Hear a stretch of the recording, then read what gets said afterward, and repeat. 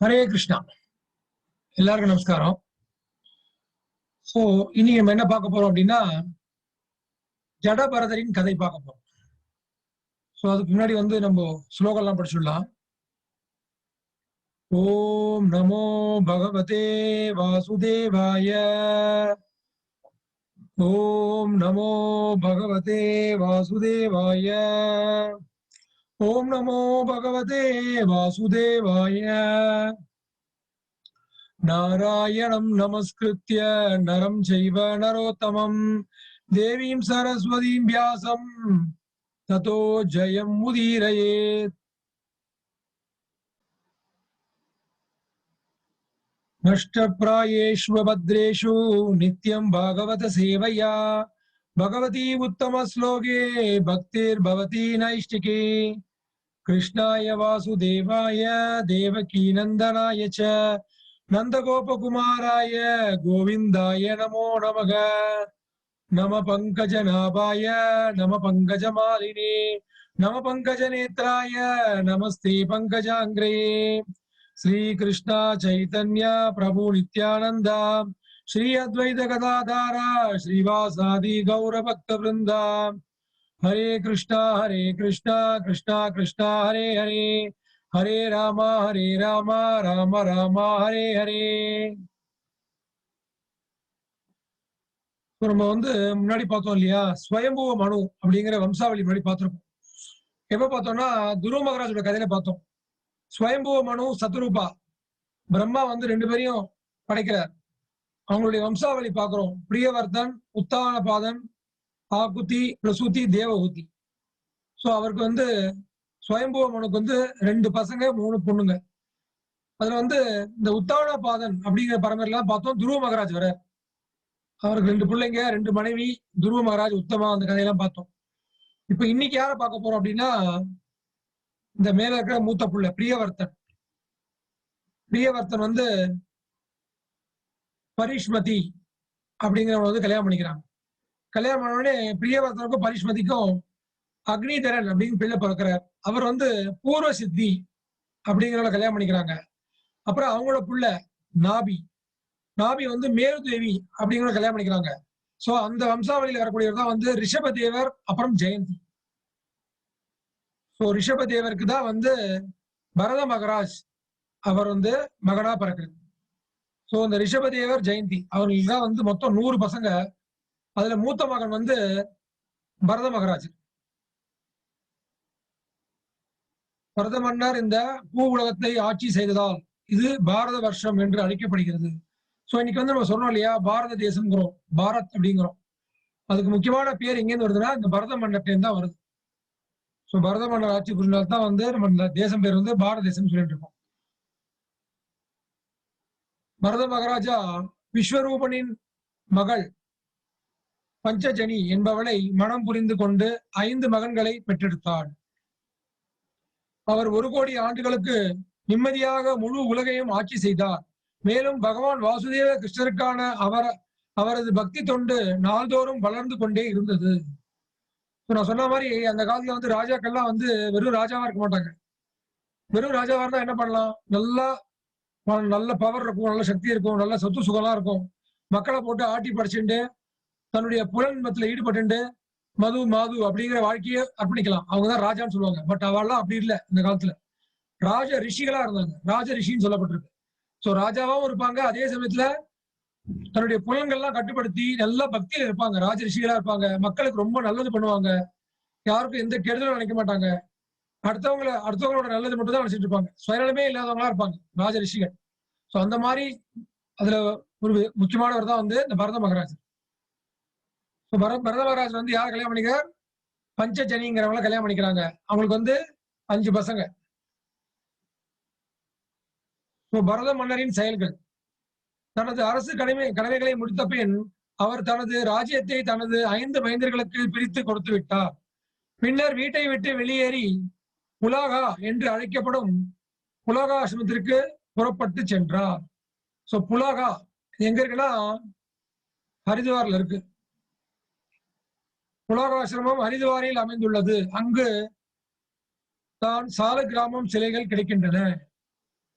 So இப்ப கூட போனீங்கன்னா ஹரித்வார்ல வந்து இந்த சாலிகிராம் சிலையெல்லாம் கிடைக்கும். கண்டகி நதி அங்க இருக்கு. இந்த கண்டகி நதியில தான் வந்து சாலிகிராம் சிலையெல்லாம் கிடைக்கும். ஸோ அந்த இடத்துல வந்து புலோகாங்கிற இடத்துல புலோக ஆசிரமத்துக்கு வந்து அவர் வந்து போயிட்டார்.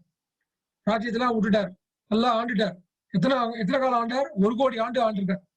1 கோடி ஆண்டுகளா வந்து நல்லா தேசத்தை வந்து நல்லா பராமரிச்சுட்டு எல்லாரையும் பண்ணிட்டு அப்புறம் வந்து பசங்களுக்கு கொடுத்துட்டு வந்துட்டார். அந்த மாதிரிதான் இருக்கணும். நான் சொன்ன மாதிரி நம்ம கடமைகள்லாம் செய்யணும். பட் ஒரு ஸ்டேஜுக்கு மேல ரிட்டையர்மெண்ட் அப்படிங்கறது ஒண்ணு வச்சுக்கணும். கடைசி வரைக்கும் ஓடிட்டே இருக்க கூடாது. கடைசி வரைக்கும் காசு பணமோ எதுவோ சம்பாதிக்கணுமோ இல்ல பதவியோ இல்ல ஏதோ ஒரு பின்னாடி ஓடிட்டே இருந்தா பிரயோஜனமே இல்லாம போயிடும் மனுஷன். ஒரு ஸ்டேஜ்ல வந்து ரிட்டையர் ஆயிட்டு அடுத்தது வந்து ஃபுல்லா ஆன்மீகத்துல முழுக ஆரம்பிக்கும். முக்கியமா பகவத்கீதை பாகவதம் இதுல வந்து மொத்தமா முழுகிடணும். அதுதான் வாழ்க்கையே. சோ பரத மன்னர் வந்து பகவான் கிருஷ்ணரோட பெரிய பக்தர்.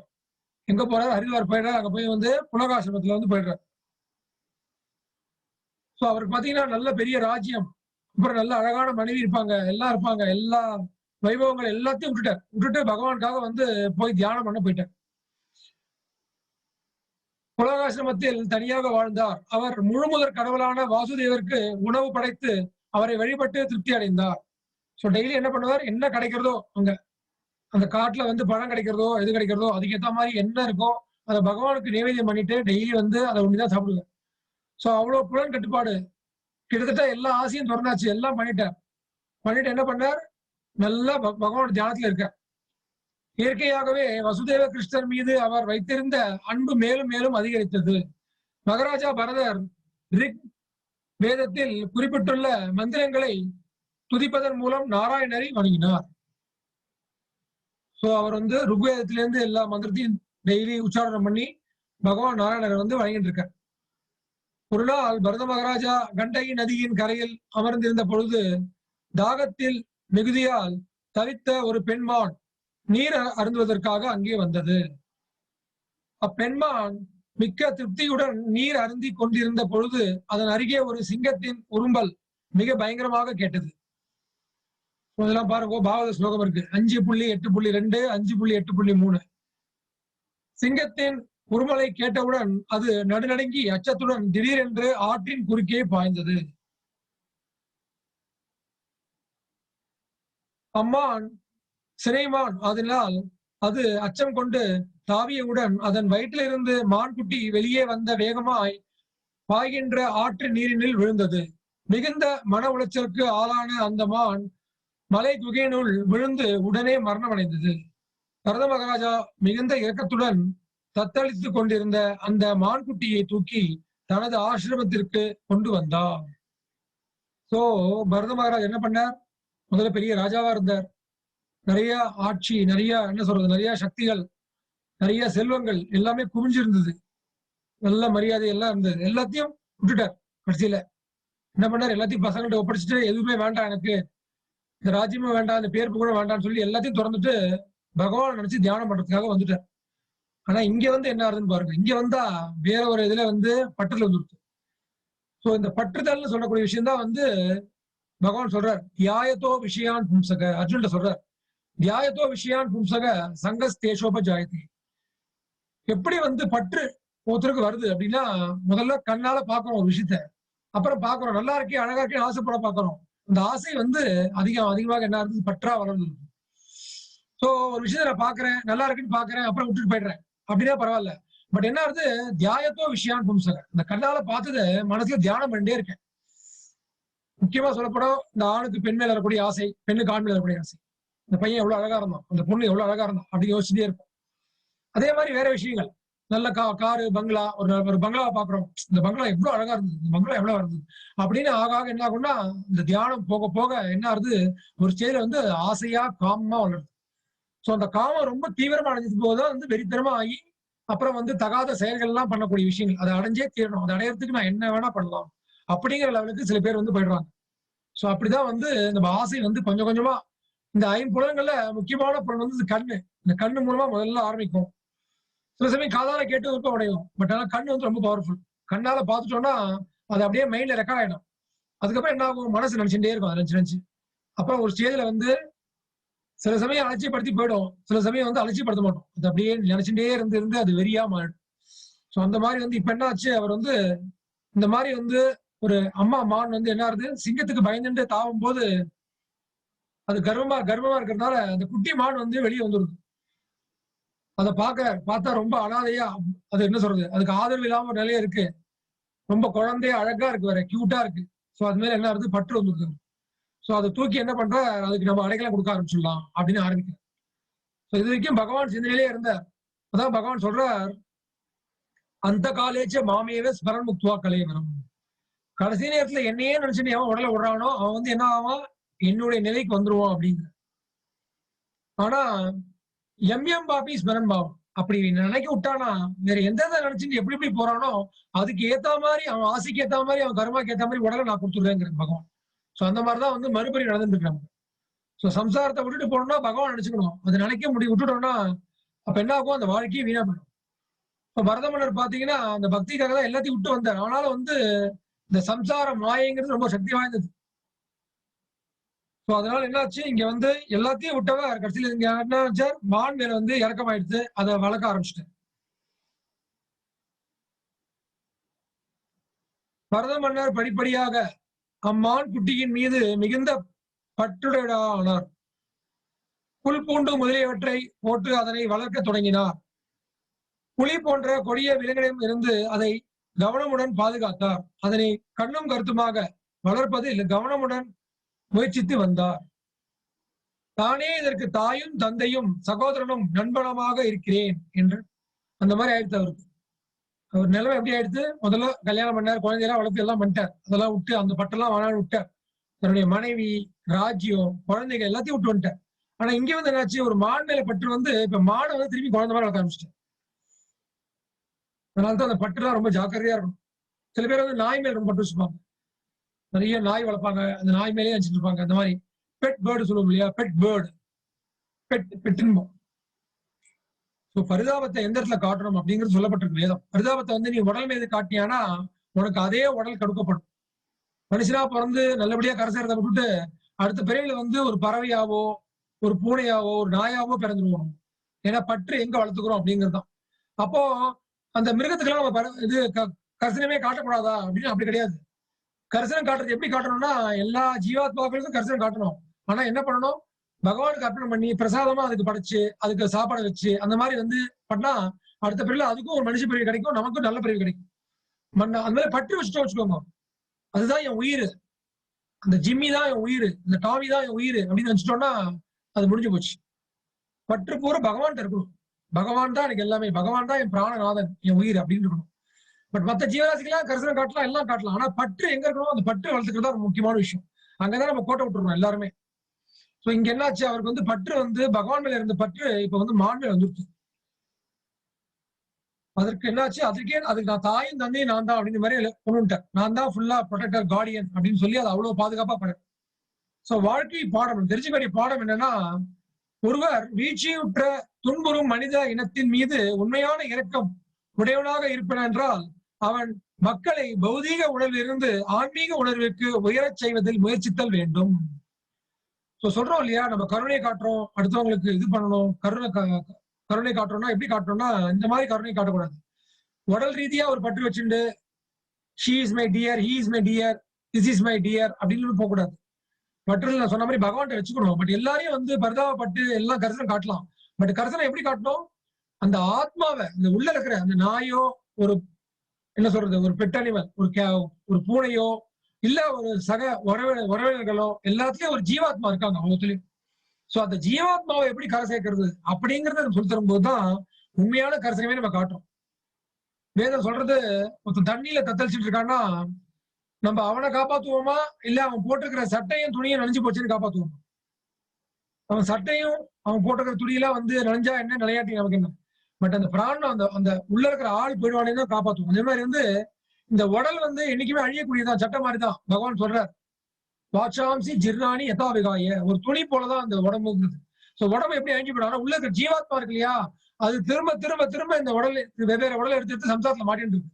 சோ அந்த ஜீவாத்மாவை எப்படி வெளியே கொண்டு வரணும், அதுக்கு என்ன கொடுக்கணும், அதுதான் நம்ம வந்து நம்மளுடைய உண்மையான கரிசனமா இருக்கணும். சோ பரிதாபம் காட்டணும்னா அப்படிதான் காட்டணும் தவிர அதுதான் உண்மையான பரிதாபம். அதுக்குதான் அந்த ஞானம் வேணுங்கிறது, ஆத்ம ஞானம் வேணும். நான் உடல் அல்ல, ஆத்மாங்கிறது நம்மள புரிஞ்சுக்கணும். அப்புறம் அடுத்த ஜீவராசிகளையும் ஆத்மான்னு புரிஞ்சுக்கணும். எல்லா ஆத்மாக்களும் வெவ்வேறு உடல் எடுத்துட்டு வெவ்வேறு சம்சாரத்துல மாடி அவஸ்தைப்படுறதுங்கிறத புரிஞ்சுக்கணும். சோ ஒவ்வொருத்தரும் எப்படி கரை சேர்க்கறது, எல்லாரும் எப்படி பகவானோட இணைக்கிறது அதை பார்க்கணும். பகவான் சம்பந்தப்பட்ட விஷயத்துல எப்படி இணைக்கிறது, பகவான் சேவையில எப்படி ஈடுபடுத்துறது அதை பார்க்கணும். சோ அதுக்குதான் வந்து முக்கியமா வந்து எல்லாருக்கும் வந்து பிரசாதம் கொடுக்கிறது ரொம்ப முக்கியம். பகவானுக்கு அர்ப்பணம் பண்ண பிரசாதம் வந்து ரொம்ப ரொம்ப பவர்ஃபுல். அதை சாப்பிட சாப்பிட சாப்பிட சாப்பிட ஆட்டோமேட்டிக்கா வந்து பகவான் மேல பக்தி தானா வந்துடும்.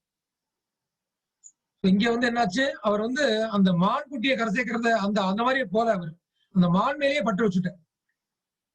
அதனால அந்த மானுக்கும் ஒரு பெரிய நல்லது கிடையாது, அவருக்கும் நல்லது இல்ல, நல்லது கிடையாது.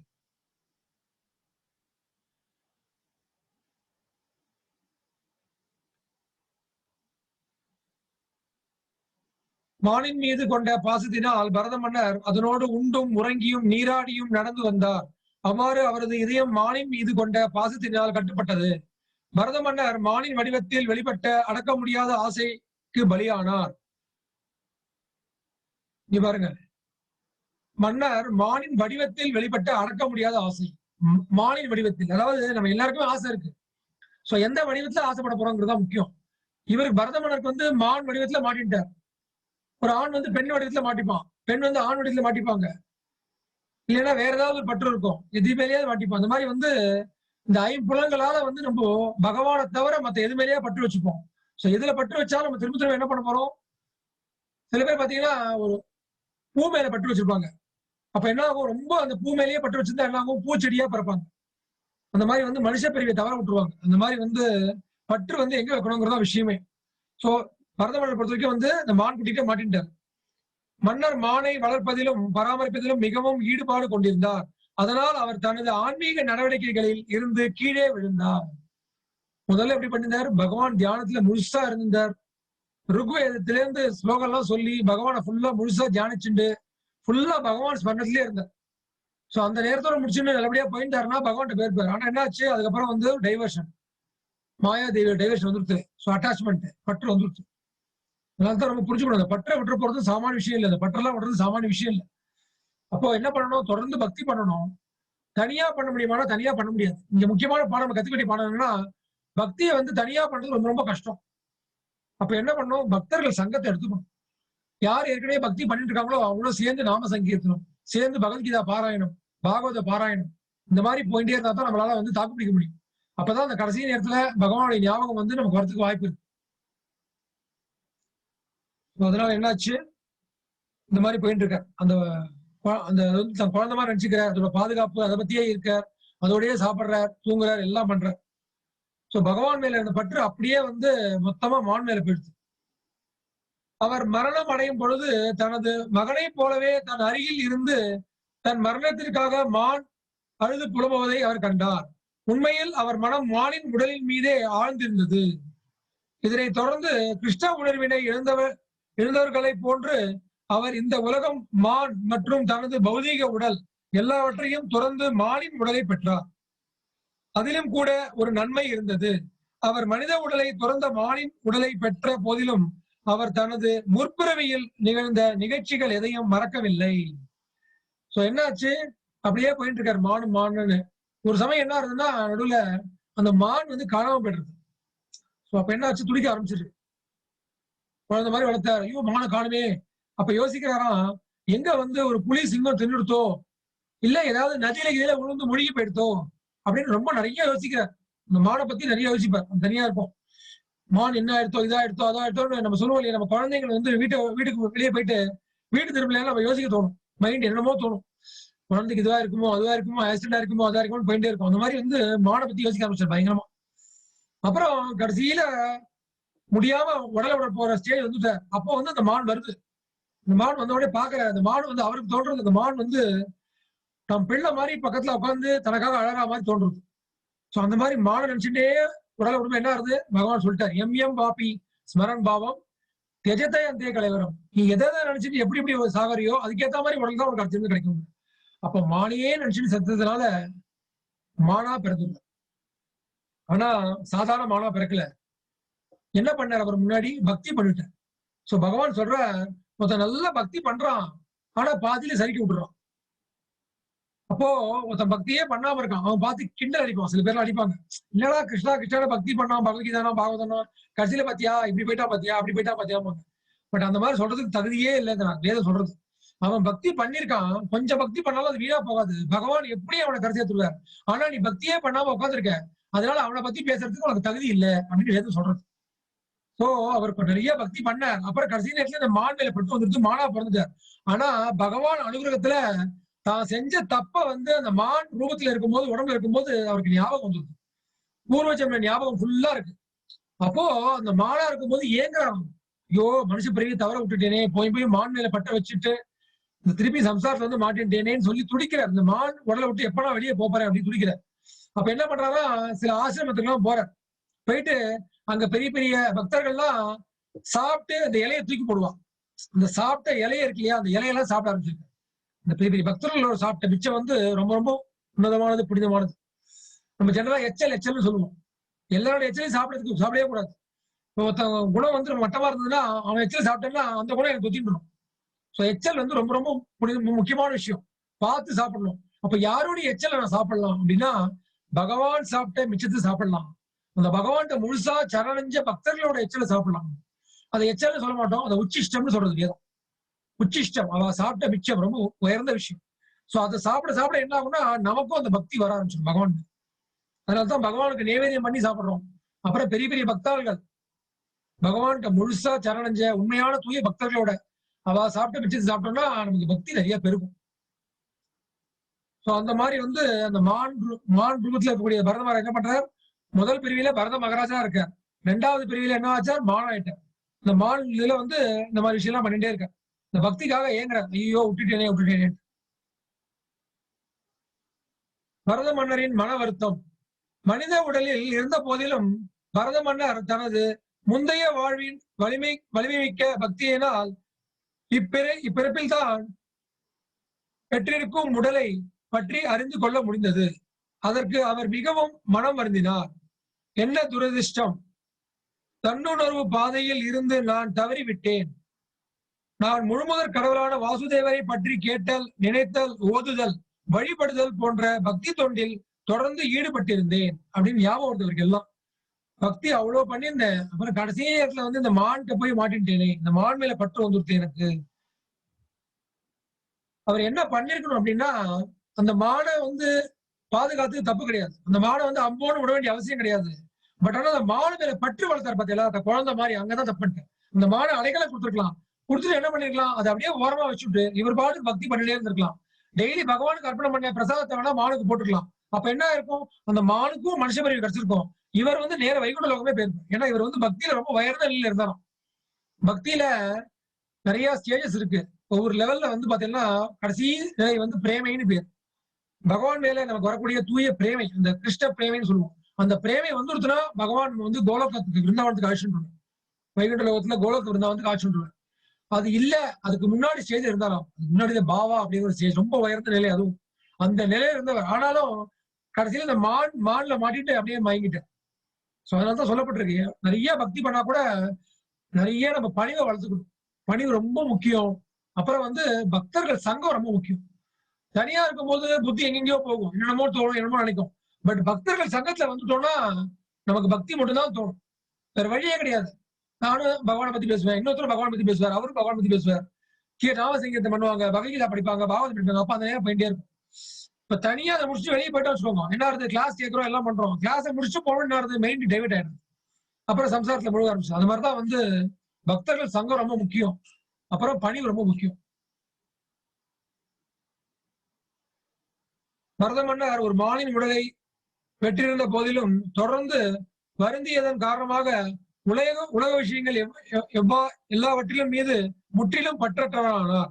அவர் மீண்டும் சாலுகிராம வனத்தில் உள்ள புலஸ்தியர் மற்றும் உலகரியின் ஆசிரமத்திற்கு திரும்பி வந்தார். நம்ம தெரிஞ்ச வேண்டிய பாடம் நான் சொன்ன மாதிரி சத் சங்கம் மிகவும் அர்த்தம் உள்ளதாகும். சங்கம், பக்தர்கள் சங்கம் முக்கியம். சத் சங்கம் தனியால பண்ணவே முடியாது. ஒருவர் எப்போதும் பக்தர்களின் சங்கத்தினை தஞ்சம் அடைந்து கிருஷ்ண உணர்வை வளர்த்து கொள்ள வேண்டும். நான் தனியா பக்தி பண்ணிக்கிறேன்பா, எனக்கு யாரும் வேணாம்பா அப்படின்னு நினைச்சு பண்ண முடியாது. தனியா ஒரு நாள் பண்ணலாம், 2 நாள் பண்ணலாம், அவ்வளவுதான். 3ஆவது நாள் புட்டுக்கும், போயிடும், பக்தி போயிடும்.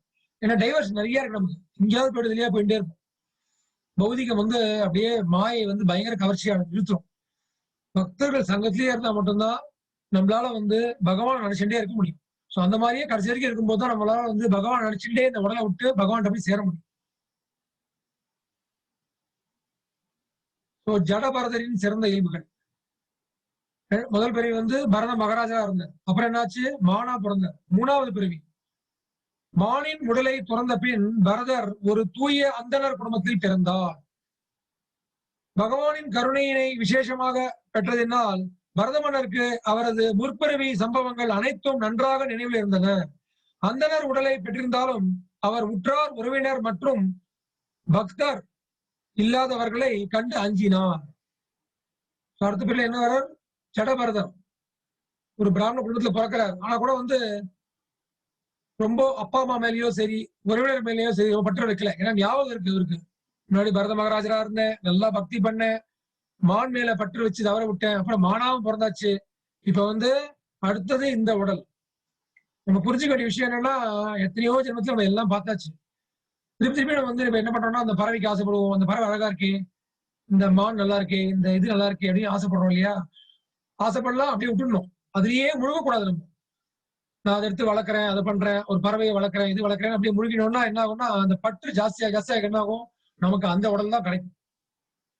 பகவான் சொல்றார், பகுனாம் ஜென்மனா வந்தே ஞானவாமம் பிரபத்தித்தே. அர்ஜுனா, என்கிட்ட வந்து ஒரு ஜீவாத்மா சேரத்துக்கு பல ஜென்மம் ஆறுது. ஏன்னா அதுக்கு பற்று வந்து வெவ்வேறு விஷயத்துல மாறி மாறி போயிட்டே இருக்கு. என் மேல ஒண்டி பற்று வர மாட்டேங்கிறது. வெவ்வேறு விஷயத்துல வெவ்வேறு உடல்ல பற்று வந்துட்டே இருக்கிறதுனால அதுக்கு ஏத்த மாதிரி உடல் நான் கொடுத்துட்டே இருக்கேங்கிற பகவான். சோ எந்தெந்த குழந்தைகள் என்னென்ன ஆசைப்படுறதோ அதை நான் கொடுத்துட்டு இருக்கேங்கிற பகவான். என்ன ஆசைப்படுற குழந்தைக்கு நான் என்னையே கொடுத்துருக்கேங்கிற பகவான். சோ ஜடபரதர் ரொம்ப கேர்ஃபுல்லா இருக்காரு இந்த பிரிவில. ரொம்ப கண்காணிப்பா இருக்கார். யாருமே பெருசா பற்று வளர்க்கறது இல்ல. அதனாலதான் அவர் பேர் ஜடபரதர் பேரு. ஜடம் மாதிரி இருப்பாராம். மேலிடமா பார்த்தா எல்லாரும் சொல்லுவாங்க, ஒரு பைத்தியக்கார மாதிரி இருக்காருப்பா, பித்தன் மாதிரி இருக்காருப்பான்னு வச்சுப்பாங்க.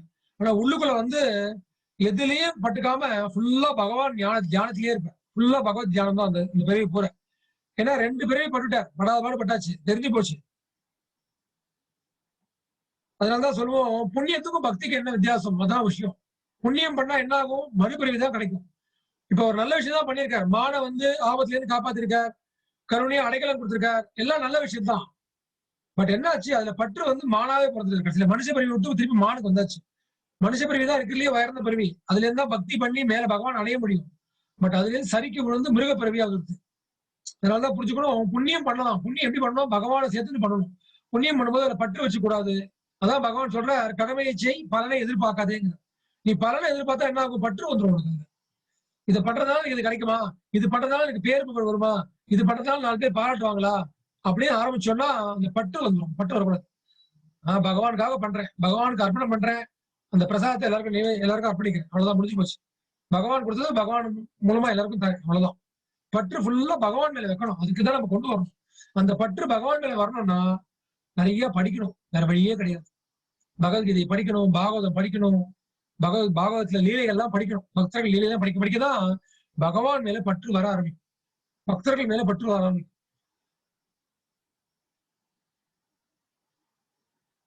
அதனால பாருங்க, அவரு இங்க பாருங்க, அவர் உற்றார் உறவினர் மற்றும் பக்தர் அல்லாதவர்கள். பக்தர்கள் சங்கம் மட்டும் தான் எடுத்துவார். பக்தர்கள் இல்லைன்னா விட்டுருவார், ஒதுக்கிடுவார். ஏன்னா டைவர்ஷன் வந்துடும். நம்மளே இப்ப பக்தர் சங்கத்துல இருக்கும்போது என்ன பண்ணுவோம்? இதெல்லாம் படிச்சுட்டு இருப்போம், எல்லாம் பண்ணுவோம். வேற ஒரு சங்கம் போனா என்ன பண்ணுவோம்? வேற வேலை பண்ண ஆரம்பிச்சிடும். நம்ம சொல்லுவோம் இல்லையா, சேர்க்கை சரியில்லைப்பா, நல்ல பையனா இருப்பான், சேர்க்கை சரியில்லை, கெட்டு போயிட்டான். சோ அந்த சேர்க்கை தான் ரொம்ப முக்கியம். அதான் சங்கம்னு சொல்லப்பட்டிருக்கு, சத் சங்கம்னு சொல்லப்பட்டிருக்கு. நல்ல சேர்க்கை வேணும். நல்ல நண்பர்கள் இருந்தா அதுக்கேற்ற மாதிரி வாழ்க்கை. சொல்லுவாங்க இல்லையா, உன் நண்பன் யார் என்று சொல், நீ யார் என்று சொல்கிறேன். உன் நண்பர்களா நல்லவங்களா இருந்தா நீ நல்லவங்களா தான் இருப்ப. ஏன்னா நமக்கு புத்தி அங்கதானே போகும். இனத்தோட தான் சேரும்னு சொல்லுவாங்க. அந்த மாதிரி வந்து எனக்கு எதுல ஈடுபாடு இருக்கோ அதுக்கேற்ற மாதிரி தான் நான் நண்பர்களா சேர்த்துப்பேன். சோ எனக்கு கெட்ட விஷயம் எல்லாம் போச்சுன்னா கெட்டதாக போயிட்டே இருக்கும், நல்லதுதான் தேடி போவேன். சோ அந்த மாதிரி வந்து நம்ம தேடி தேடியா போவோம் அந்த மாதிரி. சோ அதனால வந்து வெட்டப்பட்ட சத்சங்கம் தவிர எல்லாத்தையும் தவிர்க்க முடிஞ்ச வரைக்கும். பொதுமக்களின் கண்களுக்கு தன்னை ஒரு பைத்தியம் பிடித்தவராக, முட்டாள் போன்றும், குருடு மற்றும் செவிடராகவும் காண்பித்துக் கொண்டார். சமயத்துல கண்டுக்கவே மாட்டாங்க, காதலியே கேட்டுக்க மாட்டாங்க, எதுலையுமே பட்டுக்க மாட்டார். திட்டினா திட்டட்டும், என்னன்னா பண்ணிட்டு போட்டோம், இதுலயும் இது வந்து ஒரு பற்றே கிடையாது. எல்லாத்தையும் கண்டுக்காம போயிட்டே இருப்பார் பாட்டு. அவர் தன்னை தீய தொடர்பில் இருந்து காத்து கொண்டார். தந்தை இறந்த பிறகு தந்தையின் மூத்த மனைவிக்கு பிறந்த 9 மைந்தர்களுக்கும் ஜட பரதரை மூளையற்ற மந்த முதியவர் என்று கருதினர். அவங்க அப்பாவுக்கு 2 மனைவி, அதுல மூத்த மனைவிக்கு வந்து 9 பசங்க. அவங்க எல்லாம் நினைச்சாங்க இவன் ஒரு பைத்தியக்காரப்பா, அப்படியே பார்த்துட்டு இருக்கான், அப்படியே பண்றான், என்னப்பா ஒன்னும் பண்ண மாட்டேங்கிறான், தத்தி மாதிரி இருக்கான்பா அப்படிங்கிற மாதிரி அவரை வந்து ஒதுக்கிட்டாங்க. இவ்வாறு மனிதர்களின் அவமதிப்பு மற்றும் புறக்கணிப்பிற்கு ஆளாகி அவர் அங்கும் இங்கும் திரிந்து கொண்டிருந்தார். சோ வீட்டை விட்டு வெளியே தள்ளிட்டாங்க. வெளியே போப்பா, வெளியே போய் சொல்லிட்டாங்க. அவர் பாட்டுக்கு எங்கேயோ போயிட்டே இருக்கார். ஆனா வந்து அவர் எதையும் எதிர்பார்க்கல, அடுத்தவரை சாப்பாடு கூட எதிர்பார்க்கல, யார்ட்டையும் கேட்க மாட்டார், போட்டா சாப்பிடுவார், இல்ல கண்டுக்கவே மாட்டார். பசியும் கிசியா ஒண்ணும் கிடையாது. அவர் பாட்டுக்கு போவார், அங்கங்க படுத்துப்பார், தியானம் பண்ணுவார், பகவான் நினைச்சு ஃபுல்லா பகவான் தியானம் தான். அவருக்கு என்னன்னா அந்த வைராக்கியம் வந்துட்டு 2 பிறவி வேஸ்ட் பண்ணியாச்சு, இந்த பிறவியில நான் பகவான்கிட்ட போய் சேர்ந்தாகணும். அந்த வைராக்கியம், அந்த வைராக்கியம் ரொம்ப முக்கியம் வாழ்க்கையில. நம்ம எல்லாருக்கும் வைராக்கியம் இருக்கு. ஒரு ஐஏஎஸ் ஆகணும்னா எவ்வளவு வைராக்கியம் இருக்கு, எவ்வளவு உழைக்கணும். ஒரு சார்ட்டர்ட் அக்கௌண்டன்ட் ஆடிட்டர் ஆகணும்னா எவ்வளவு உழைக்கணும். ஒரு எம்பிபிஎஸ் ஆனா எவ்வளவு உழைப்பு இருக்கு, எவ்வளவு விஷயம் கத்துக்க வேண்டியிருக்கு. ராவும் பகலமா உழுந்து உழுந்து படிச்சு பாஸ் பண்ணி பண்றோம். ஒரு பெரிய பாடி பில்டர் ஆகணும் அப்படின்னு என்ன அர்த்தம், எவ்வளவு ஒர்க் அவுட் பண்ணணும், டெய்லி ஜிம்முக்கு போகணும், டைட்டிங் பாத்துக்கணும், நல்ல உடம்ப பில்டப் பண்றதுக்கு நிறைய உழைக்கணும், வெயிட்டை தூக்கி தூக்கி தூக்கி மசில்ஸ் ஏற்றுவாங்க. அந்த மாதிரி வாழ்க்கையில சாதிக்கிறதுக்கு எல்லாத்துக்கும் ஒரு வைராக்கியம் உண்டு. டிட்டர்மினேஷன் சொல்லுவோம், டிட்டர்மினேஷன் விடும். அது மாதிரி பக்திக்கு முக்கியம். பக்திக்கு இந்த சாதாரண விஷயம், அழியக்கூடிய விஷயத்துக்கே எவ்வளவு போகணும்னா, அழிவில்லாத நிரந்தரமான பகவான் அடையிறதுன்னா எப்பேற்பட்ட விஷயம். சோ அதுக்கு எவ்வளவு வைராக்கியம் வேணும். சோ அந்த வைராக்கியத்தை வந்து ஜடபரத்தை கொண்டுட்டேன். எதுவுமே வேண்டாம், இந்த பூலோகத்துல எல்லாமே தற்காலிகம், எல்லாமே அழியக்கூடியது. அது உறவா இருக்கட்டும், பேர் புகழா இருக்கட்டும், காசு பணமா இருக்கட்டும், எல்லாம் வேஸ்ட். எதுவும் வேண்டாம், எனக்கு பகவான்கிட்ட போய் அடையணும், பகவான் சித்தன்னு சொல்லி அந்த வைராக்கியம் வந்து நல்லா வளர்த்துட்டார். ஜடபரதர் உணவு ஒன்றிற்காக மட்டுமே உழைத்தார். சோ தேவையான அளவுதான் உழைக்கணும், அதுதான் கத்துக்கணும் இங்க இந்த ஜடபரதர். தனக்கு சாப்பாடுக்கு வேண்டியது இந்த பண்ணாத கூலி கிடைக்குமா, எந்த வேலை வேணா பண்ணுவார், வீட்டு தூக்குவார், மூட்டையை தூக்குவார், எல்லாம் பண்ணுவார். அன்னைக்கு சாப்பாடு கிடைச்சா முடிஞ்சு போச்சு. பசிக்கலாம் உழைக்கவே மாட்டேன், விட்டுவார், அவ்வளவுதான். ஃபுல்லா பகவான் தியானம் தான். சோ நம்ம மனித வாழ்க்கையும் அப்படிதான் யூஸ் பண்ணணும். உழைச்சுட்டே இருக்கக்கூடாது. உழைக்கிறது நல்ல விஷயம் தான், உழைக்கவே வேண்டாம்னு பகவான் சொல்லல. ஆனா இந்த உழைக்கிறது அளவு தெரியும், அளவா உழைக்கணும். ஓடிண்டே இருக்கக்கூடாது. நிறைய பகவான் சிந்தனைக்கு, பாகவதம் படிக்கிறதுக்கு, பகவத்கீதை படிக்கிறதுக்கு, பகவான் நாம ஜெபம் பண்றதுக்கு, இதுக்குதான் வந்து வாழ்க்கையை அர்ப்பணிக்கணும். தேவையான அளவு உழைக்கணும், தேவையான அளவு பணம் சேர்த்துக்கணும், பசங்களை படிக்க வைக்கலாம், கல்யாணம் காட்சி பண்ணி தரலாம், வேலை வெட்டிக்கு அனுப்பலாம், எல்லாம் பண்ணணும். அதோட முடிச்சுக்கணும். சேர்த்தே தப்பாங்க பாத்தீங்களா, அதெல்லாம் பிரயோஜனமே இல்லை. 7 தலைமுறைக்கு 10 தலைமுறைக்கு யாரும் சேர்த்து என்ன பிரயோஜனம்? பிரயோஜனமே கிடையாது, எல்லாம் வீணா தான் போகும். அந்த காலத்துல நம்ம கேள்விப்பட்டிருக்கோம், புதையல்னு கேள்விப்படுவோம், புதையல்ல போட்டு புதைச்சு வைப்பாங்க. யாருக்கு இது பிரயோஜனம்? அது யாரோ எப்பயோ தோண்டி எடுத்து அதை வச்சு, அதெல்லாம் வேஸ்ட். நம்மளும் அனுப்பிக்காம அடுத்தவங்களும் கொடுக்காம, இதெல்லாம் வந்து வீணா போற பணம். இந்த உழைப்பும் வேஸ்ட், இந்த லைஃபும் வேஸ்ட், இந்த மனுஷ பிறவியும் வேஸ்ட். அந்த மாதிரி எடுத்துட்டு அப்புறம் மிருகமா பறந்துட்டு எதுக்கு இதெல்லாம்? மனுஷ பிறவினா பக்தி ரொம்ப முக்கியம். மனுஷ பிறவில மட்டும் தான் பக்தி பண்ண முடியும். வேற எதுல பக்தி பண்ண முடியும் நம்மளால? வேற எதுல பகவத்கீதையை படிக்க முடியும், தெரிஞ்சுக்க முடியும்? சோ அதனால வந்து இந்த மனுஷ பிறவிங்கிற வாய்ப்பை வந்து நழுவடைய கூடாது. அதுதான் முக்கியமான பாடமே. ஜடபரதர் கதையிலேயே அதுதான், மனுஷ பிறவியை வந்து நழுவடைய கூடாது, விட்டாக்க ரொம்ப ரொம்ப கஷ்டம்.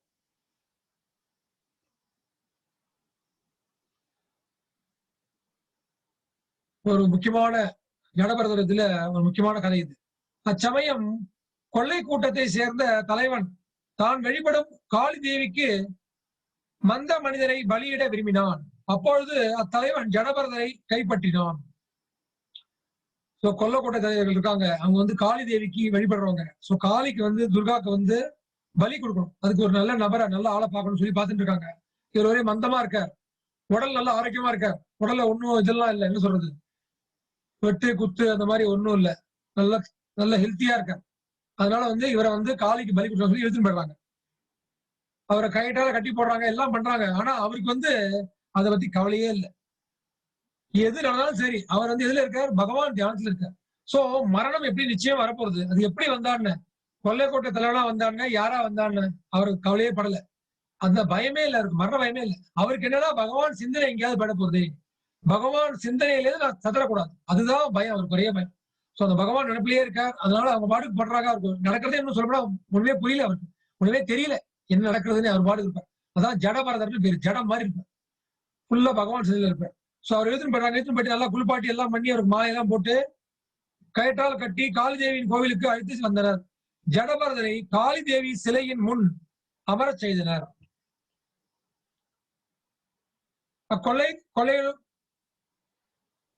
அக்கொள்ளையர்கள் ஒருவனான தலைமை பூசாரி மனித மிருகமாக தாங்கள் கருதும் ஜடபரதரின் ரத்தத்தினை மதுவாக காளி தேவிக்கு அளிப்பதற்காக தயாரானான். அவன் அச்சம் தரும் மிக கூர்மையான ஒரு அரிவாளை எடுத்து ஜடபரதரை வெட்டுவதற்கு உயர்த்தினான். ஜடபரதர் எல்லா உயிர்களின் மிகச் சிறந்த நண்பன் ஆவார். அவருக்கு எதிரி என எவரும் இல்லை. அவர் எப்பொழுதும் முழுமுதற் கடவுளை பற்றியே சிந்திப்பார். என்னாச்சு, வெட்டத்துக்கு இது பண்ணிட்டாங்க. அதுல முக்கியமான ஒரு பூஜாரி இருக்கார். அவர் தான் வந்து தலைமை பூஜாரி. அவர் அருவாள் எடுத்து ஜடபரதர் கழுத்தை வெட்டிடலாம் அப்படிங்கிற லெவலுக்கு வந்துட்டாச்சு. ஆனா ஜடபரதர் எப்படி இருக்கார், அவர் ஃபுல்லா பகவான் சிந்தனையிலே இருக்கார். அவருக்கு வந்து யாரும் எதிரியும் கிடையாது, யாரும் நண்பனும் கிடையாது, எல்லாருமே ஒண்ணுதான். அவரை பொறுத்த வரைக்கும் எல்லாமே வந்து பகவான் தான். அவர் ஜடபரதரை கொல்ல எந்த காரணமும் இல்லை மற்றும் காளி தேவியினால் இதை தாங்கிக் கொள்ள முடியவில்லை. தேவர்கள்லாம் எதுக்காக இருக்காங்க? தேவர்கள்லாம் எதுக்காக இருக்காங்கன்னா, ஒவ்வொரு ஜீவாத்மாவும் எப்படி வந்து பகவான் பாதத்துல எப்ப போய் சேர போறதா காத்துட்டு இருக்காங்க. அவங்க வந்து தனக்கு அபிஷேகம் பண்ணுங்க, தனக்கு இது பண்ணுங்கன்னு யாருமே கேட்டது இல்லை. நம்மளே பார்த்திருக்கோம், எத்தனையோ சொல்றோம். வேதத்துல வந்து சரணாகதி கேட்ட ஒரே ஆள் யாருன்னா, சரணாகதினா யாரு? சரணாகதினா அவர் தான். மாம் ஏக்கம் சரணம் பிரஜ. சரணாகதி கேட்கக்கூடிய ஒரே நபர் பகவான் கிருஷ்ணர் தான். சரணாகதி தரக்கூடிய ஒரே நபர் பகவான் கிருஷ்ணர் தான். சரணாகதி கொடுக்க தகுதி உள்ளவர் அவருக்கு மட்டும்தான். நம்ம நிறைய பேர் சரணாகதி அடைகிறோம். ஆனா வந்து சரணாகதி கேட்ட ஒரே ஒருத்தர் அவர் தான். வேற யாரும் கேட்கல. காளியும் கேட்கல, சிவபெருமானும் கேட்கல, யாருமே கேட்கல. சோ இவங்கெல்லாம் வந்து எல்லாத்தையும் பொறுத்துப்பாங்க. ஆனா பகவானுக்கோ இல்ல பகவான் சார்ந்த பக்தர்களுக்கோ வைஷ்ணவர்களுக்கோ ஏதாவது ஆபத்துனா அவங்க பொங்கி எழுந்துருவாங்க. காளி தேவிலாம் தாங்க மாட்டாங்க. சரிக்கு இந்த கொள்ளக்காரர்கள்லாம் காளி தேவி தான் பூஜை பண்றாங்க. பட் ஆனா கூட அது பிரயோஜனம் கிடையாது. வைஷ்ணவர்களை வந்து நிந்திச்சா ஏதாவது அவங்களுக்கு உபத்திரம் கொடுத்தாங்கன்னா 30 நான் சொன்ன மாதிரி பகவான் யார் சரணடைஞ்சாங்களோ அவங்களுக்கு வந்து பகவான் மட்டும் கிடையாது, 30 முக்கோடி தேவர்களும் காத்து நிற்பாங்க. அதுதான் அந்த கதையில பார்க்க போறோம். ஜடபரதரை கொல்ல எந்த காரணமும் இல்லை மற்றும் காளி தேவியினால் இதை தாங்கிக் கொள்ள முடியவில்லை. இந்த பாவிகளான கொள்ளைக்காரர்கள் பகவானின் ஒரு சிறந்த பக்தரை கொல்ல போகிறார்கள் என்பதை அவளால் உடனடியாக புரிந்து கொள்ள முடிந்தது. திடீரென்று சீற்றம் கொண்ட காளி தேவி தனது ஒளிமிக்க கண்களையும் வளைந்த கூர்மையான பற்களையும் வெளிப்படுத்தினாள். அவளது சிவந்த விழிகள் தீப்பந்தம் போல் எரிந்தன.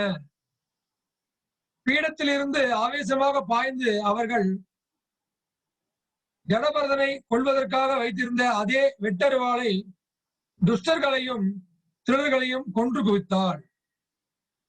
துஷ்டர்கள் மற்றும் திருடர்களின் துண்டிக்கப்பட்ட தலைகளை பந்தை போல் உயிரே தூக்கி எரிந்து விளையாடவும் தொடங்கினார். என்னாச்சு, அதான் சொன்ன மாதிரி பகவான் நம்ம சரணடைச்சிட்டோம்னா பகவான் தான் வரணுங்கிறது அவசியமே இல்லை. ஏன்னா 30 முக்கோடி தேவர்கள் யார் வேணா வந்துருவாங்க காப்பாத்துறதுக்கு. எல்லார் கருணையும் கிடைச்சிடும். அதனாலதான் வேதம் சொல்றது தேவரிஷி பூதாப்த நிர்ணாம் பித்ருநாம், தேவரிஷி பூதாப்த நிர்ணாம் பித்ருநாம் ந கிங்கரோ நாயம் ரிணிச்ச ராஜன் சர்வாத்மனாய சரணம் சரணம் கதோ முகுந்தம் பரியுத்திய தத்துவம். தேவர்கள், ரிஷிகள், தேவரிஷி, பூதாப்த சக மனிதர்கள், லோகத்தில் இருக்கக்கூடிய எல்லா ஜீவராசிகளுமே அவனுக்கு வந்து பாதுகாப்பு அளிப்பாங்க. என்றெல்லாம் பார்த்தா நம்ம எல்லாருக்குமே நன்றி கடன்பட்டவர்கள் தான். தேவர்கள் நமக்கு எல்லாம் சூரிய ஒளி கொடுக்கிறார், வருணன் மழையை கொடுக்கிறார், வாயு தேவன் காற்று கொடுக்கிறார். இந்த மாதிரி வந்து நமக்கு எல்லாருமே தேவர்கள்லாம் ஒரு விஷயம் கொடுத்துட்டே இருக்காங்க. சோ நம்ம எல்லா தேவர்களும் கடன்பட்டவர்கள் தான். ரிஷிகள் முனிவர்கள் அவங்க தான் வந்து வேதங்கள்லாம் கொடுத்துருக்காங்க. முக்கியமா வியாச தேவர், அவருக்கு நம்ம கடன்பட்டவர். வியாசர் தான் இந்த வேதங்கள்லாம் ஏற்றி நம்மளோட அறியாமையெல்லாம் போக்குறதுக்காக இந்த வேதங்களை கொடுத்துட்டு போயிருக்காரு. பூதாப்த நண்பர்கள், சகோதரர்கள், உற்றார் உறவினர்கள் எல்லாருமே ஏதோ ஒரு விஷயத்துல எப்பயாவது ஹெல்ப் பண்ணுவாங்க நமக்கு. சோ எல்லாருக்கும் நம்ம கடன்பட்டவர்கள் தான். தேவரிஷி பூதாப்த நிர்ணாம் பித்ருநாம், பித்ருக்கள் நம்முடைய மூதாதையர்கள். சோ அந்த வம்சாவளி தான் நம்ம வந்து பிறந்திருக்கோம். சோ அந்த மூதாதையர்கள் வந்து இந்த உடல் நம்ம கிடைக்கிறதுக்கு அவங்க ஒரு காரணமா இருந்திருக்காங்க. சோ முன்னோர்கள், பித்ருக்கள் அவங்களும் முக்கியம் தான். அதனால நம்ம பித்ருக்காரியம் எல்லாம் பண்றோம், எல்லாம் பண்றோம். சோ இவங்களுக்கெல்லாம் நம்ம கடமைப்பட்டிருக்கோம். இவங்களுக்கெல்லாம் கடன்பட்டவர்கள் தான் நம்ம செஞ்சோம். ஆனா அவன் ஒருவன் கடன்பட்டவன் அல்ல அப்படின்னு சொல்றது. தேவரிஷி பூதாப்த நிர்ணாம் பித்ருநாம் ந கிங்கரோ நாயம் ந கிங்கரோ. இவன் வந்து அவங்க எல்லாம் சேவை பண்ணுங்கிற அவசியம் இல்லை. ஏன்னா ஏன் பண்றான் அவன் வந்து யாருக்கு பண்றான்? கதோ முகுந்தம், முகுந்தனுக்கு பகவான் கிருஷ்ணருக்கு சேவை செய்யறதுனால அவன் வந்து இவங்க எல்லாம் பண்ணுங்கிற அவசியம் இல்லை. இவங்களுடைய ஆசீர்வாதம், இவங்களுடைய பாதுகாப்பு எல்லாமே ஆட்டோமேட்டிக்கா கிடைச்சிடும். ஏன்னா பகவானை வந்து பிடிச்சதுனால. அதான் கிருஷ்ணரை பிடிக்கிறதுக்கும் மத்தவங்களை பிடிக்கிறதுக்கும் ஒண்ணு வித்தியாசம் புரிஞ்சுக்கணும். இங்க பாருங்க, ஜடபரதர் வந்து கிருஷ்ணரை பிடிச்சிருந்தார் கெட்டியா. இந்த கொள்ளைக்காரர்கள் எல்லாம் காளிதேவியை வேண்டினாங்க. வேண்டா கூட அவங்களுடைய குணங்கள்லாம் சரியில்லை. ஒரு தூய வைஷ்ணவரை போய் வந்து வெட்டுறதுக்கு போயிட்டாங்க. அப்ப என்ன பண்ணாங்க, அந்த காளிதேவியே வந்து அவங்களை எல்லாம் கொண்டு போட்டாங்க. ஏன்னா அந்த தருணத்துல வந்து அந்த துஷ்டர்கள் எல்லாம் கொண்டு கொள்றதா நல்லது. அதுவும் காளிதேவி கையால கொல்லப்பட்டா ரொம்ப நல்ல விஷயம் ஆக்சுவலா ஒரு விதத்துல பார்த்தா. இப்ப வந்து அவங்க வைஷ்ணவர்களை கொண்டாங்கன்னா அவங்களுக்கும் ரொம்ப கஷ்டம். ஒரு பெரிய தூய வைஷ்ணவரை கொண்டாக்க பல கோடி ஜென்மங்கள் வந்து நரகத்துல இருக்கணும். சோ அதுல இருந்து வந்து காளிதேவி காப்பாத்துறாங்க. காளிதேவி வந்து இந்த தருணத்துல புரிஞ்சுக்கிற விஷயம் என்னன்னா, காளிதேவி வந்து ஜடபரதரை மட்டும் காப்பாத்தல, அந்த கொள்ளைக்காரர்களையும் காப்பாத்திட்டாங்க. கொள்ளைக்காரர்கள் செய்யக்கூடிய பெரிய பாவத்திலேயே அவங்களை காப்பாத்துறாங்க. ஒரு பெரிய வைஷ்ணவரை கொண்டு வந்தாங்கன்னா அவங்க படக்கூடிய கஷ்டம் எக்கச்சக்கமா இருக்கும். காளிதேவி பார்த்தாங்க, வேண்டாம் அவருக்கும் காப்பாத்தி ஆகணும், இவங்களையும் காப்பாத்தி ஆகணும். அதனால வந்து எல்லாரையும் கொண்டு போட்டாங்க. சோ காளிதேவியால கொல்லப்பட்டவங்க என்ன ஆகும், நல்ல மனுஷ பிரிவு கிடைக்கும், நல்ல பக்தி வருவாங்க. இந்த மாதிரிதான் வருமே தவிர தேவர்கள் கையால சாப்பிடுறது வந்து ரொம்ப நல்ல விஷயம் தான். இதுவும் நல்ல பாக்கியமான விஷயம் தான். சோ அதனால காளிதேவி வந்து ஒரு விதத்துல பார்த்தா 2 பேரையுமே காப்பாத்துறாங்க. அவங்க தலையெல்லாம் விளையாட்டு இருக்காங்க காளிதேவி, துர்காதேவி.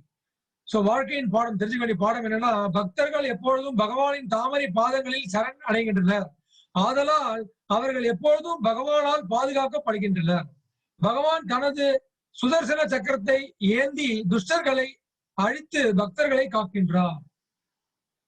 சோ பகவானோட சேவகர்கள் இருக்காங்க. பகவான் காப்பாத்துறாங்க அர்த்தம். பகவான் நேரடியா வரணுங்கிற அவசியம் இல்ல. பகவானுடைய சுதர்சன சக்கரம் காப்பாத்தும். இல்லைன்னா பகவானுக்கு சேவை செஞ்சுட்டு இருக்கிற 30 கோடி தேவர்கள்ல யாராவது காப்பாத்தும். சோ இங்க வந்து காளிதேவி வந்து காப்பாத்திட்டாங்க. பாருங்க இந்த போட்டோ பாருங்க. வைஷ்ணவர்கள் பக்தி இருக்கிறதுனால கிருஷ்ணரே வந்து மழைக்கு கொடை பிடிக்கிற மாதிரி காட்டுறாங்க. சோ அந்த மாதிரி வந்து பகவான் சொல்றாரு, நான் யாருக்கும் அடிமை கிடையாது, யாருக்கும் நான் சேவை செய்யணுங்கிற அவசியம் கிடையாது. ஆனா என்னுடைய தூய பக்தர்களுக்கு நான் அடிமையா இருக்க விரும்புகிறேன். பகவானா விருப்பப்பட்டு தூய பக்தர்களுக்கு சேவை செய்யறார். அதனால்தான் வந்து குசேலர் கால கழுவி இந்த தண்ணி எடுத்து நல்ல பிரோஜனம் பண்ணிக்கிறார்.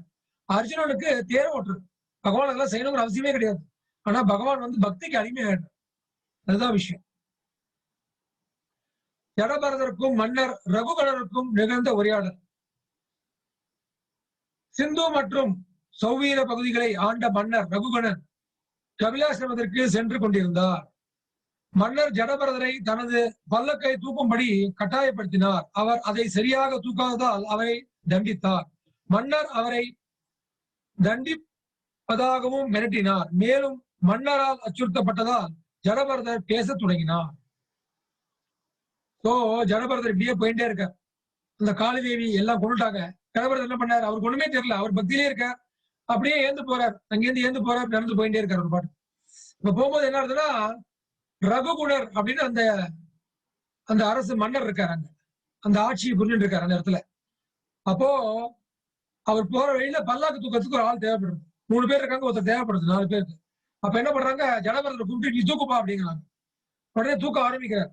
தூக்கும் போது என்ன பண்ற, ஜடபரதர் என்ன பண்ணுவாரா, அந்த பல்லாக்க தூக்கும் போது நடந்து போகும்போது கீழே பார்த்துட்டே போவாராம். எதுக்குன்னா கீழே ஏதாவது எறும்பு பூச்சி ஏதாவது போகுதா, தெரியாம அதை காலை மிதிச்சிட்டேன்னா அதை கொலை பண்ணிடுவேனே அப்படின்னு சொல்லி பார்த்து பார்த்து பார்த்து நடந்து போவான். அப்ப என்ன ஆகும், பல்லாக்கு வந்து நடுங்க ஆரம்பிச்சிடும். கண்ணா அப்படின்னாலும் போவார், இப்படி தூக்குவார் அப்படி தூக்குவார், காலை தூக்கி தூக்கி தூக்கி போவார். சோ என்ன ஆகுது, அந்த கருணையினால வந்து அவர் பண்றாரு. ஆனா மன்னருக்கு புரியல, அவர் நிலை என்னன்னு புரியல. அவர் என்ன பண்றாரு, மன்னர் திட்ட ஆரம்பிச்சிடாங்க. என்னப்பா தூக்குற நீ, என்னவா பண்ற நீ, இப்படியே பண்ணிருந்தாலும் அவ்வளவுதான், பெரிய தண்டனைக்கு ஆளாடுன்னு சொல்லி மிரட்ட ஆரம்பிச்சிருக்காரு. ரொம்ப கத்த ஆரம்பிச்சிடும். என்ன ஆகுது, அப்ப ஜடபரதர் வந்து வாயை திறக்கிறார். ஜடபரதர் அனாசா பேசவே மாட்டார் யார்ட்டையுமே. நான் சொன்ன மாதிரி யார்ட்டையும் எதுவும் பட்டுக்க மாட்டார். ஃபுல்லா பகவான் ஸ்மரணம் தான் இருப்பார். பட் தேவைப்படும் போதுதான் வைஷ்ணவர்கள்லாம் வாயை திறப்பாங்க. சோ இப்ப என்ன ஆகுது பாக்குற, மன்னருக்கு வந்து நிறைய விஷயங்கள் சொல்லி தரணும், முக்கியமா பக்தியை சொல்லி கொடுக்கணும் முடிவு பண்றாரு. சோ வாயை திறக்க ஆரம்பிக்கிற, பேச ஆரம்பிக்கிற.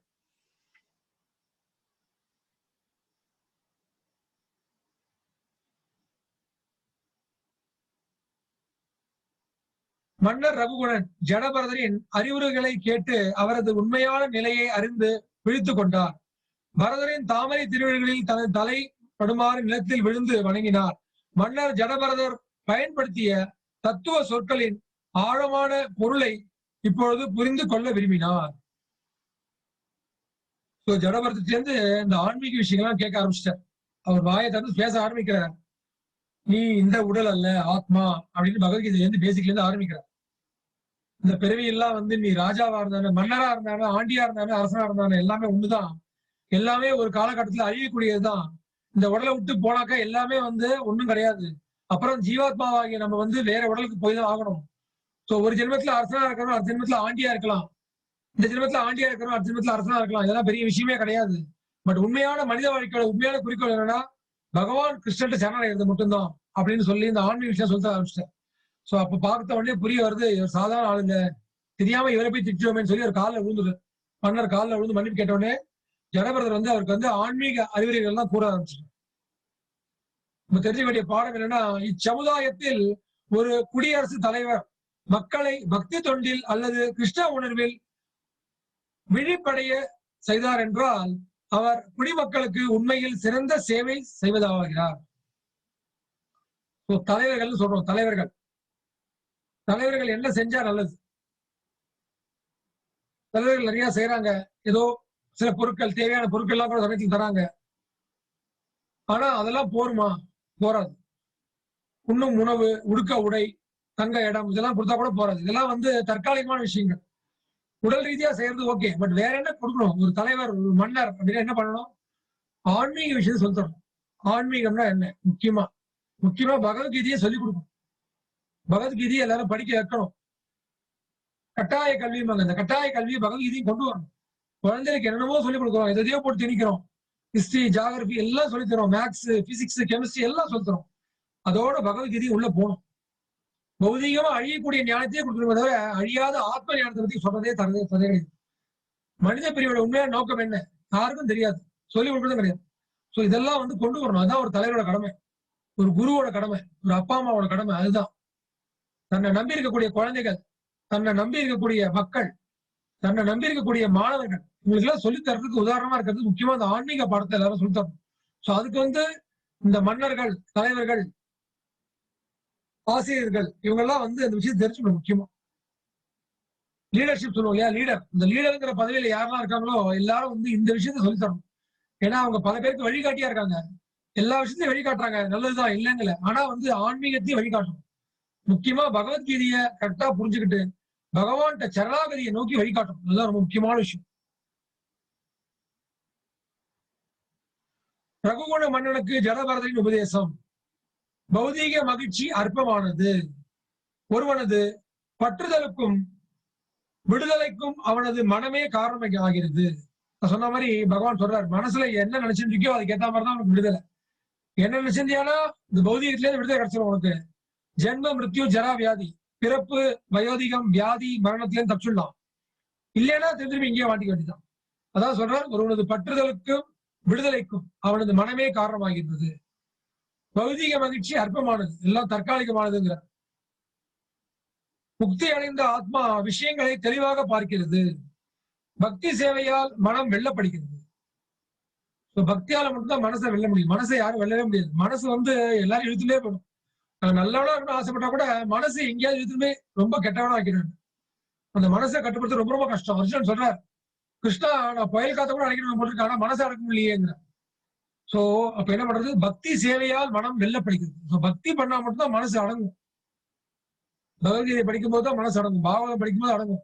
பகவானுடைய நாம ஜெபம் பண்ணும்போது ஹரே கிருஷ்ண கிருஷ்ண கிருஷ்ண ஹரே ஹரே, ஹரே ராம ராம ராம ஹரே ஹரேன்னு பண்ணிட்டே இருந்தோம்னா சத்தமா மனசை கொஞ்சம் கொஞ்சமா அடங்கும். தேவையில்லாத ஆசைப்படாது, தேவையில்லாத ஆசைகளை வந்து காமத்தை வளர்த்துக்காது. அதனால வன்முறையில இறங்க மாட்டோம், தகாத விஷயங்கள் பண்ண மாட்டோம். சோ அந்த மாதிரி கொஞ்சம் கொஞ்சமா வந்து மனசு அடங்கும்.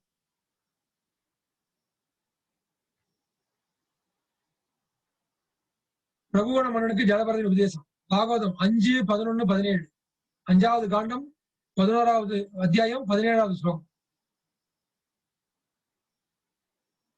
பிராருத்யம் ஏனம் தத் அதப்ரவீர்யம் உபேக்ஷ்யாத்யேதிதம் அப்ரமத்தः குரோர்ஹரேஸ்சரணோபாசனோஸ்தரோ ஜகி வியவீகம் ஸ்வயமாத்ம மோக்ஷம்.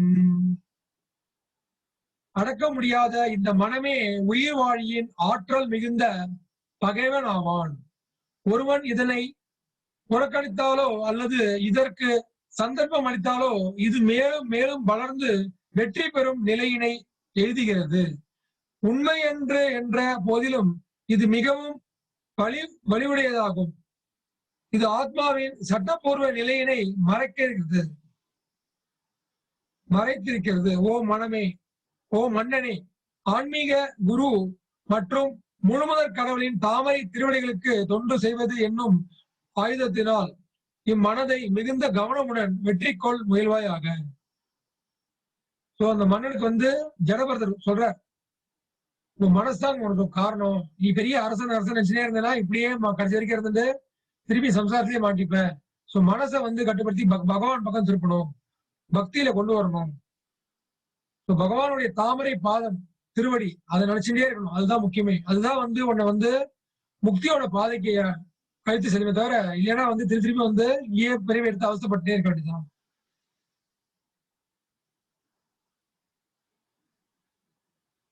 மனசை அடக்கணும், அதான் முக்கியமா சொல்றாங்க. இந்த மனசுல பகவான் சிந்தனை கொண்டு வரணும். அதுக்குதான் மிக உயர்ந்த ஆயுதம் என்ன? பகவானுடைய நாமஜபம். இந்த ஹரே கிருஷ்ண மகாமந்திரம் பிரம்மா நாரதருக்கு சொல்லிக் கொடுத்த மந்திரம். அப்புறம் பகவத்கீதை மற்றும் பாகவத பாராயணம். நம்ம எதுல மனசை முழுகடிக்கிறோமோ, நம்ம எவ்வளவு செயல்கள் செய்யறோமோ அதுல தான் மனசு முழுகின்றே இருக்கும். என்ன செயல் நம்ம செஞ்சுட்டே இருக்கணும், அதுதான் மனசு முழுகின்றே இருக்கணும். அந்த செயல்கள் என்ன பண்ணுவோம், கொஞ்சம் கொஞ்சமா பகவான் சம்பந்தமா செயல்கள் இருக்கும். கோவிலுக்கு போவதா இருக்கட்டும், இல்ல பகவானுக்கு சம்பந்தப்பட்ட கிரந்தங்கள், பகவத்கீதை பாகவதம் படிக்கிறதா இருக்கட்டும், இந்த மாதிரி நம்ம வாழ்க்கையை நடத்தும். அப்பதான் மனசு சுத்தி சுத்தி அங்கேயே போகும். அப்ப என்ன பண்ணா, ஒரு ஸ்டேஜ்ல வயசானதுக்கு அப்புறம் முழுசா பகவான்கிட்ட மனசு அடைக்கலம் போகுது. அதுக்கப்புறம் நினைச்சா கூட மனசு வேற எதையும் நினைக்காது, வேற எதுலையும் பிடிக்காது, வெறுத்து போகும். இல்லைன்னா மனசு அலப்பாஞ்சுட்டே இருக்கும். சஞ்சலம் ஈ மன கிருஷ்ணா சொல்றார் அர்ஜுன், சொல்ற சஞ்சலம் ஈ மன கிருஷ்ணா. சஞ்சலம்ங்கிற சொல்லுவலையே சஞ்சலமா இருக்கு. அது மாதிரி ஒரு இடத்துல இருக்காது மனம். இப்போ நினைக்கும், திருப்பி வேற நினைக்கும் யோசிச்சுட்டே இருக்கும். ஏதாவது போட்டு குழப்பிட்டே இருக்கும்னு சொல்லுவோம்ல, அது மாதிரி மனசு ரொம்ப ரொம்ப சஞ்சலமா இருக்கும். சோ அதை ஒருநிலைப்படுத்தி பகவான் கொண்டு வரணும்னா இந்த மாதிரி விஷயங்கள்லாம் பண்ணிட்டே இருக்கணும், தொடர்ந்து பண்ணிட்டே இருக்கணும்.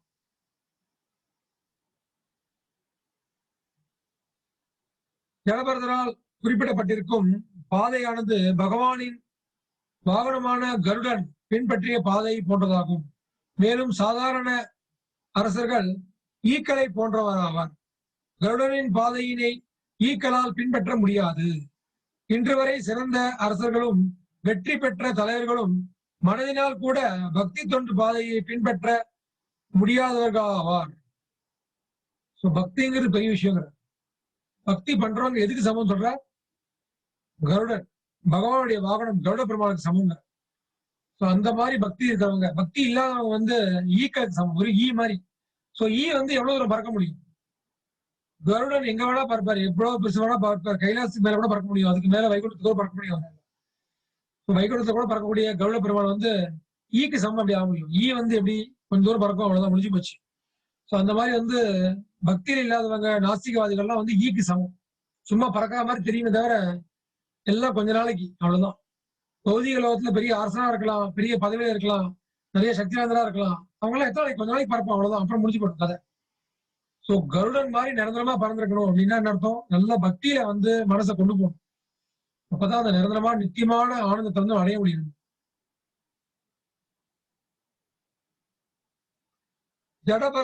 பரதரிடமிருந்து இதை கேட்டதன் மூலம் மகாராஜா ரகுகுணர் தனது கிருஷ்ண உணர்வை புதுப்பித்தார். இதனால் ஜடபரதரின் சங்கத்திலிருந்து பயனை அடைந்தார். அவரது மாயை முடிந்து விட்டது என்பதை அவரால் புரிந்து கொள்ள முடிந்தது. மேலும் அவர் தனது தவறான நடத்தைக்காக ஜடபரதரிடம் மன்னிப்பு கோரினார். இதற்கு பிறகு ஜடபரதர் பூமி எங்கும் அலைய தொடங்கினார். எல்லாத்தையும் அவற்றை மன்னிப்பு கேட்டு அவர்கிட்ட ஆத்ம ஞாபகம் கிடைச்சது. அவருக்கு ஆன்மீக விஷயம் புரிய வந்தது. இந்த அரசன் அப்படிங்கிற பதவியெல்லாம் தற்காலிகமானது, இன்னும் பிரயோஜனமே கிடையாது அப்படிங்கிற ரொம்ப தெளிவா புரிஞ்சுட்டார். இந்த மாதிரி பௌதிக லோகத்துல எது அடைஞ்சாலும் பிரயோஜனமே கிடையாது. பகவான் சொல்றார், பிரம்ம போனால் உட்கார்ந்து பிரம்மான்னு சொல்லிட்டு இருக்கோம். பிரம்மாங்கிறது சாமானிய ஆள் இல்லை, பிரம்மாங்கிறது சாமானிய பதவி கிடையாது. பாகவத்துல பார்ப்போம், பாகவத்துல வருது, என்ன சொல்றாங்கன்னா சிவபெருமான் சொல்ற இந்த பிரம்மாங்கிற பதவி ஒரு ஜீவாத்மா அடையிறதுன்னா 100 பிறவைகளுக்கு தொடர்ந்து நிறைய புண்ணிய காரியங்களா பண்ணி இந்த வர்ணாசிரம தர்மம் வேதங்கள்ல கொடுக்கப்பட்ட வர்ணாசிரம தர்மத்தை முறையா பின்பற்றினா மட்டும்தான் பிரம்மாவா ஆக முடியும். சோ அப்பேற்பட்ட ஜீவாத்மா அந்த பிரம்மாங்கிற பதவி அடையிறது. இப்ப பிரம்மாங்கிற ஆயுள் காலம் எக்கச்சக்கமா இருக்கு. 1000 கோடி வருஷங்களுக்கு மேல பிரம்மா வாழறது. அவருடைய கணக்கெல்லாம் பார்த்தா நம்ம கணக்கே பண்ண முடியாது. அந்த மாதிரி போயிட்டே இருக்கும் அவர் ஆயுசு. ஆனாலும் பகவான் சொல்ற அப்பேற்பட்ட பிரம்மாவுக்கும் ஒரு முடிவு இருக்கு பாருங்க. அப்போ ஒரு விஷயத்துல ஒரு முடிவுன்னு இருக்குன்னா அது பேருமே கிடையாது. அப்ப எது முடிவு இருந்தா என்ன அர்த்தம்? அது உன்னை துக்கத்துல தான் அழுத்தும் அப்படின்னு. அதான் பகவான் சொல்ற அர்ஜுன்ட்ட பிரம்ம போனாலோகா. சோ அதான் புண்ணியத்துக்கும் பக்திக்கும் ஒரு வித்தியாசம். பக்தி பண்ணா விமோச்சனம், பகவான் போய் சேர்ந்துடலாம். புண்ணியம் பண்ணா திருப்பி சம்சாரம் தான். ரெண்டா உயர்ந்த பதவிகள் கிடைக்கலாம், நல்ல பணக்காரனா பிறக்கலாம், அரசனா இருக்கலாம், நல்ல பெரிய பிரைம் மினிஸ்டரா ஆகலாம், சீஃப் மினிஸ்டர் ஆகலாம், எல்லாம் ஆகலாம். அதுக்கும் மேல புண்ணியம் பண்ணிந்தா தேவர்கள் ஆகலாம், இந்திரன் ஆகலாம், சந்திரன் ஆகலாம், சூரியன் ஆகலாம், மேல போனா பிரம்மா வரைக்கும் ஆகலாம். ஆனா அதுவும் பிரயோஜனம் கிடையாது. பகவான் சொல்றாரு பிரம்ம போனாலோகம். பிரம்மலோகத்திலே ஆரம்பிச்சு பூலோகம் வரைக்கும் எங்க இருந்தாலும் எவ்வளவு புண்ணியம் பண்ணி எவ்வளவு பண்ணாலும் பிரயோஜனமே கிடையாது. ஆனா எவன் பக்தி பண்றானோ மாமுப்பேத்திய புனர்ஜென்ம. எவன் பக்தி பண்றானோ அவன் திருப்பி இந்த பூலோகத்துல மறுபிறவி எடுப்பதில்லை அப்படிங்கிறது பகவான். விஷ்ணு சகஸ்ர நாமத்துல ஒரு முக்கியமான வரிகள் வரும். ஜென்ம மிருத்யு ஜரா வியாதி பயம் நைவோப்ப ஜாயதி. எவன் வாசுதேவனோட பக்தனா இருக்கானோ அவனுக்கு இந்த பிறப்பு மரணம் வயோதிகம் வியாதி இந்த சக்கரத்துல மாட்டிக்க மாட்டான் அப்படின்னு சொல்லப்படும். அதுதான் வாழ்க்கையோட உண்மையான குறிக்கோள். அதுக்கப்புறம் என்னாச்சு, எல்லாம் நடந்து முடிஞ்சது. அப்புறம் திருப்பி ஜலபரதர் என்ன பண்ணார், அவர் பாட்டுக்கு எப்போதும் போலவே அலைய ஆரம்பிச்சார். அவர் பாட்டுக்கு போயிட்டே இருப்பார், என்ன நடக்கிறதுன்னு தெரியாது. பகவான் சில போயிட்டே இருப்பார், அங்க போவார் இங்க போவார், போயிட்டே இருப்பார் அவர் பாட்டு.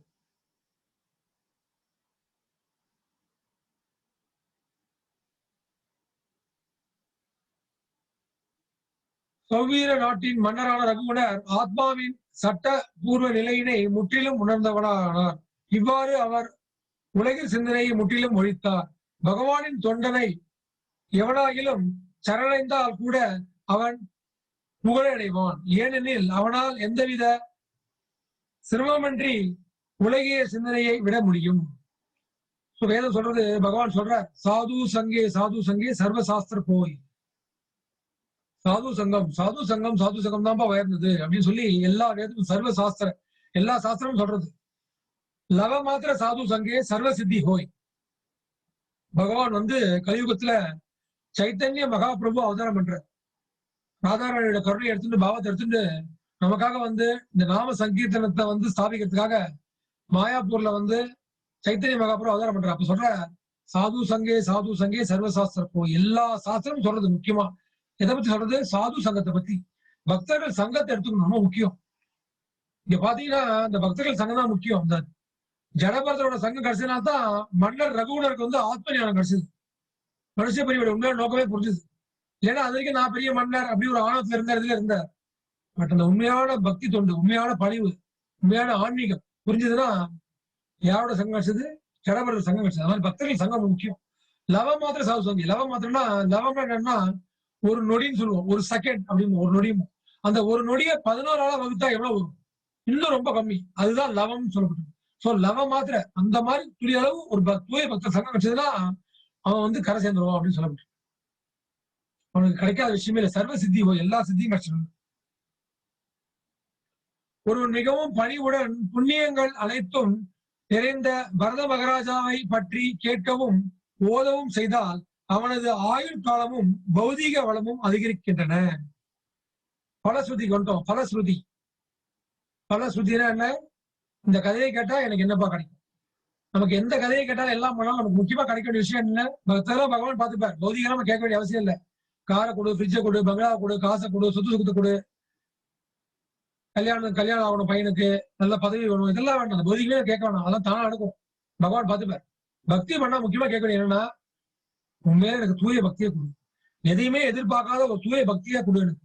உண்மையில பக்தி வரணும், உனக்கு மட்டுமே சேவை செய்யணும், உங்ககிட்ட சரணாகதி அடையணும், உண்மையில ஈடுபாடு வரணும், பற்று உண்மையில வரணும். மற்றது மேல எல்லாம் பற்று போயிட்டு இருக்கு, உண்மையில பற்று வரணும் அப்படின்னு வேண்டிக்கணும். ஆனா மத்தெல்லாம் தானா வந்துடும். ஜடபரதர் கேட்டா என்ன ஆகும்? ஓதுவது செய்தால், அதாவது கேட்டாலும் சரி சொன்னாலும் சரி, சொல்றவருக்கும் பலன். இந்த பாகவதத்துல முக்கியமான ஸ்லோகம் இருக்கு. பாகவதத்தை யார் சொல்றாங்களோ அவங்களுக்கும் அதே பலன் தான். பாகவத்தை யார் கவனமா கேட்கிறாங்களோ அவங்களுக்கும் அதே பலன் தான். அப்புறம் சில பேர் கேள்வி கேட்டு பதிலாம் வாங்கிப்பாங்க. அந்த மாதிரி இருந்தாலும் எல்லாருக்குமே ஒரே பலன் தான் சொல்லப்பட்டிருக்கு. பாகவத்தை கேட்டாலும் நல்லதுதான், சொன்னாலும் நல்லதுதான், எல்லாமே ஒரே இதுதான். ஒரு நல்ல ஆயுள் காலம், நல்ல இது எல்லாம் வரும்.